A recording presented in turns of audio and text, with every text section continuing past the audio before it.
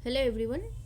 आज हम इस वीडियो में कुछ मोस्ट इम्पॉर्टेंट क्वेश्चन देखेंगे जो आपके बीपीएससी टीआरई 4.0 के लिए बहुत ही ज़्यादा इम्पॉर्टेंट है। तो चलिए वीडियो को स्टार्ट करते हैं।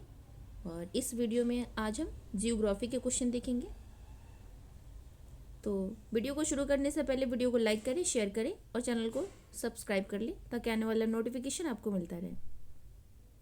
क्वेश्चन नंबर फर्स्ट कह रहे हैं, निम्नलिखित में से कौन एक प्रकार की रेशेदार फसल नहीं है। नहीं पूछ रहा है आपसे। कपास, जूट, गन्ना, एक से अधिक कोई नहीं। तो आप बताएं इसका सही आंसर क्या होगा। तो इसका जो सही आंसर हो जाएगा option number third is a right answer, गन्ना। जो कपास और जूट है वो रेशेदार फसल है, पर जो गन्ना है वो रेशेदार फसल नहीं है। क्योंकि जो रेशे वाले फसलें अपने रेशों के लिए उगाई जाने वाले खेत की फसलें हैं जिनका उपयोग परंपरागत रूप से कागज़, कपड़ा या रस्सी बनाने के लिए किया जाता है, जो रेशेदार फसल होते हैं। और कपास और जूट रेशेदार फसल है। नेक्स्ट क्वेश्चन पे चलते हैं। ये कह रहा है भारत में दूसरी सबसे महत्वपूर्ण अनाज की फसल कौन सी है। चावल, गेहूं, जौ, एक से अधिक इनमें से कोई नहीं। तो आपका सही आंसर हो जाएगा option number first, second is a right answer, गेहूं। नेक्स्ट क्वेश्चन पे चलते हैं। गेहूं किस प्रकार की मृदा में अच्छी तरह उगता है। काली मृदा में, पीली मृदा में, लाल मृदा में, एक से अधिक इनमें से कोई नहीं। तो आप बताएं इसका सही आंसर क्या होगा।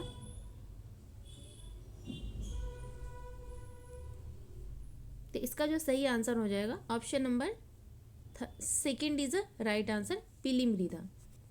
नेक्स्ट क्वेश्चन पे चलते हैं। मैं एक ऐसा राज्य के जंगल में रहती हूँ जहाँ पर खेती योग्य भूमि पर सबका अधिकार है, परंतु किसी ने कितनी ज़मीन खेती के लिए दी जाएगी इसके लिए लॉटरी निकाली जाती है। किस राज्य में रहता हूँ। मतलब ये कोई परंपरा है, तो आपसे पूछ रहा है ये कौन से राज्य में ऐसा होता है। छत्तीसगढ़, मिजोरम, उत्तराखंड, एक से अधिक कोई नहीं। तो आपका सही आंसर हो जाएगा option number second is a right answer, Mizoram. ऐसा मिजोरम में होता है। प्रत्येक क्षेत्र विभिन्न कृषि पद्धतियों का पालन करता है और मिजोरम एक ऐसा राज्य है जहाँ इस प्रकार की खेती की जाती है, लॉटरी के द्वारा खेती की जाती है। ग्राम परिषद पंचायत में लॉटरी प्रणाली का आयोजन इसलिए किया जाता है कि किस परिवार को खेती के लिए कितनी ज़मीन मिलेगी। उनका मानना है कि ज़मीन पूरे गांव की है, न कि अलग लोगों की। इसलिए वे बारी बारी से गांव के विभिन्न हिस्सों में खेती करते हैं। चिट लॉटरी प्रणाली यह तय करती है कि किसे ज़मीन मिलेगी। बांस से बने एक सुंदर घड़े को अच्छी तरह से हिलाया जाता है और एक चिट उसके अंदर से निकाला जाता है। लोग टिन के आधार पर ज़मीन मांगते हैं। नेक्स्ट क्वेश्चन पे चलते हैं। निम्नलिखित में से कौन सा भारत में फसल की पैदावार में सुधार करने की एक विधि नहीं है। खेती में सुधार, किस्म में सुधार, भंडारण में सुधार। तो आपको पता ही होगा ये क्या कह रहा है। कौन सा भारत में फसल की पैदावार में सुधार करने की विधि नहीं है। खेती में सुधार ये भी है, किस्म में सुधार ये भी है, भंडारण में सुधार इसका खेती से क्या लेना देना है। तो आपका सही आंसर हो जाएगा option number third is a right answer. Next question पे चलते हैं।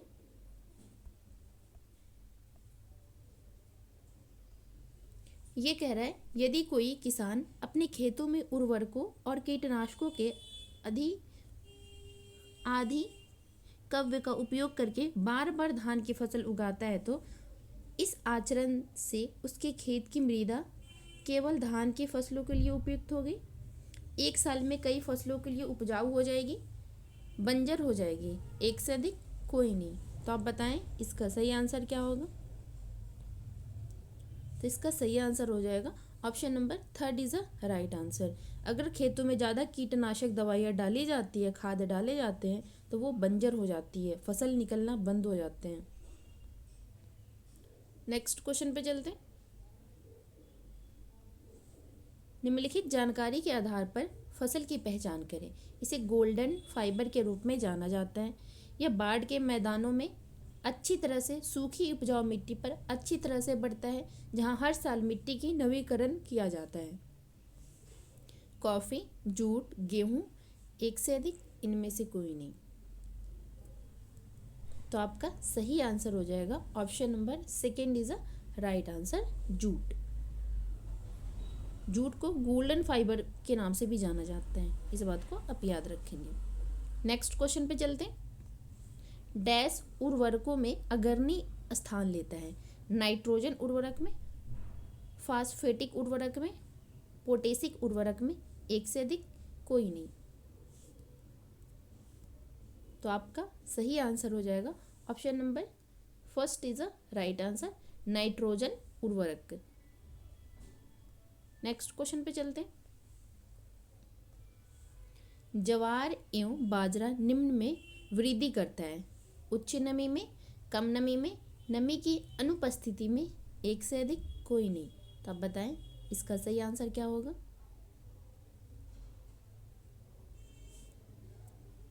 इसका सही आंसर हो जाएगा option number second is a right answer, कम नमी में। नेक्स्ट क्वेश्चन पे चलते हैं। डैश फलीदार फसल का एक उदाहरण है। ज्वार, मक्का, दालें, एक से अधिक, कोई नहीं।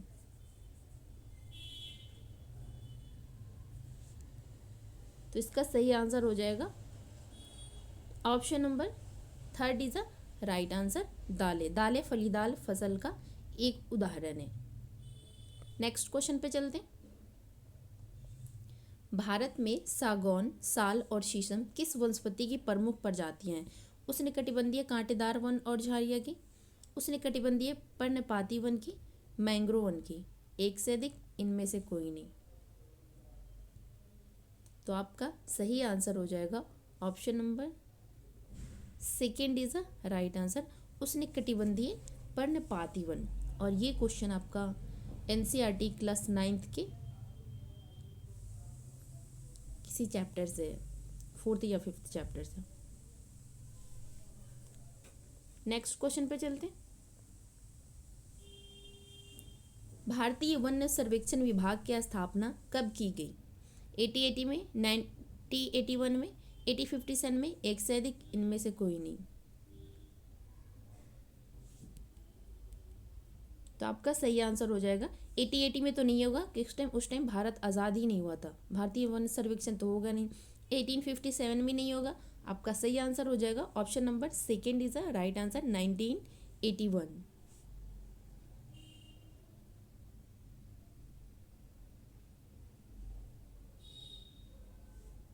नेक्स्ट क्वेश्चन पे चलते हैं।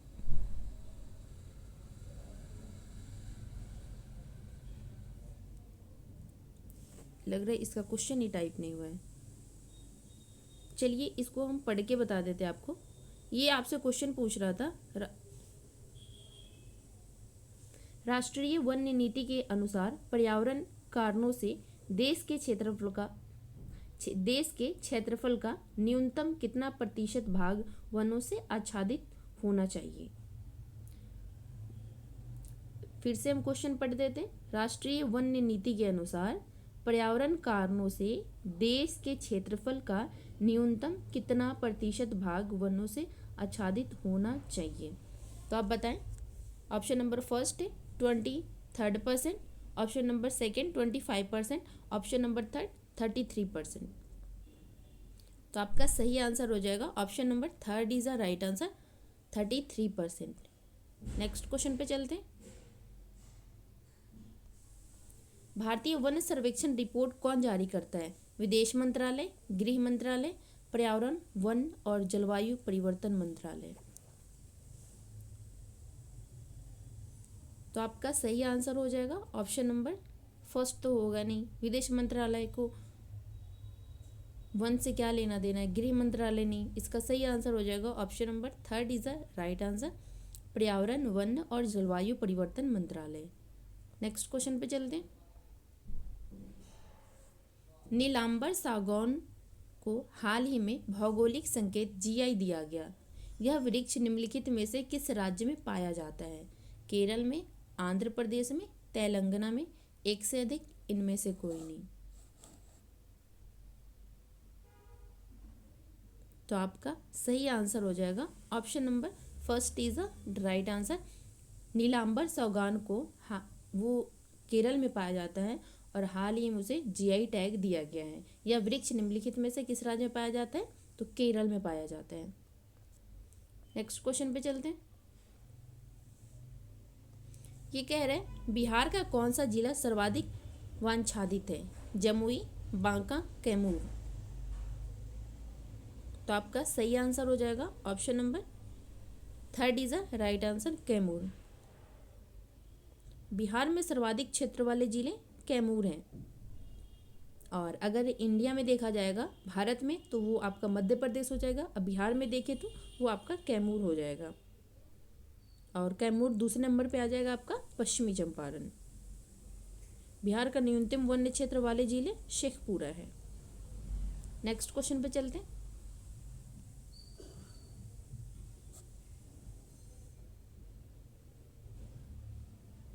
ये कह रहे हैं निम्न में से किस वनस्पति को उच्च ऊंचाई की वनस्पति माना जाता है? पर्वतीय वन, मैंग्रोव वन, उष्णकटिबंधीय कांटे वाले जंगल और झाड़ियाँ। तो आपका सही आंसर हो जाएगा option number first is the right answer, पर्वतीय वन। नेक्स्ट क्वेश्चन पे चलते हैं। ये कह रहा है वन संरक्षण अधिनियम 1980 के संदर्भ में निम्नलिखित कथनों पर विचार कीजिए। फर्स्ट ऑप्शन कह रहे हैं अधिनियम के अनुसार वन्य क्षेत्रों में अस्थायी कृषि वानिकी का अभ्यास करने के लिए केंद्र सरकार की अनुमति आवश्यक है। थर्ड है संरक्षित वनों की संरक्षण नियमों और आपराधिक मुकदमों के माध्यम से लागू किया जाता है। थर्ड कह रहे हैं इन राज्य सरकारों को यह अधिकार दिया कि वो अपने आप गैर वन उद्देश्यों के लिए वन्य भूमि के उपयोग की अनुमति दे। ऊपर दिए गए कथनों में से कितने सही हैं? आपसे ये पूछ रहा है। केवल फर्स्ट, केवल दो, केवल सभी तीन। तो आप बताएं इसका सही आंसर क्या हो जाएगा?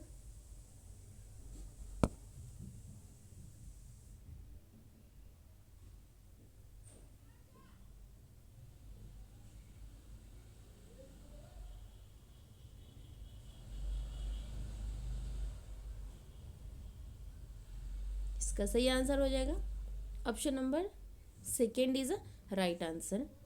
नेक्स्ट क्वेश्चन पे चलते हैं। किस भारतीय राज्य का वन क्षेत्र के अंतर्गत अधिकतम क्षेत्र है? महाराष्ट्र, मध्य प्रदेश, अरुणाचल प्रदेश, एक से अधिक, इनमें से कोई नहीं। अभी कुछ देर पहले जब हमने ये बताया था बिहार के बारे में बताया था तो हमने आपको स्टेट के भी बारे में बताया था, तो आपको पता ही होगा इसका सही आंसर क्या हो जाएगा option number second, Madhya Pradesh. Next question पे चलते हैं।